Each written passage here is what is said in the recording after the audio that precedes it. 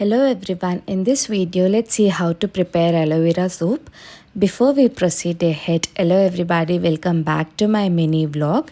So ನಾನು ಈ video ಮಾಡಿ ಆಲ್ಮೋಸ್ಟ್ 1 ವೀಕ್ ಆಗಿದೆ. ಸೊ 1 ವೀಕ್ ಈ ಸೋಪ್ನ ಯೂಸ್ ಮಾಡಿ then I am posting this video and this video strictly for someone who is non allergic to aloe vera.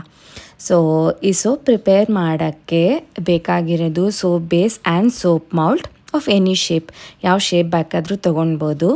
And fresh aloe vera ಆವಾಗ ತಾನೇ cut ಮಾಡಿ ಆ ಸ್ಕಿನ್ ಸಮೇತ ಗ್ರೈಂಡ್ ಮಾಡಿ ಆ ಒಂದು ಲಿಕ್ವಿಡ್ನ ಕಂಪ್ಲೀಟಾಗಿ ಫಿಲ್ಟರ್ ಮಾಡಬೇಕಾಗುತ್ತೆ.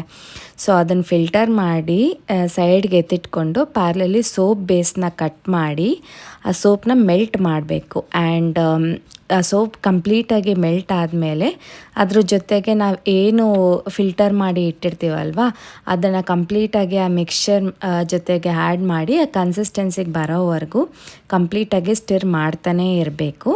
ದೆನ್ ನಾವೊಂದು ಸೋಪ್ ಮೌಲ್ಡ್ ತಗೊಂಡು ಅದಕ್ಕೆ ಶಿಫ್ಟ್ ಮಾಡಿ allow it to let it cool for some 3 to 4 hours in room temperature.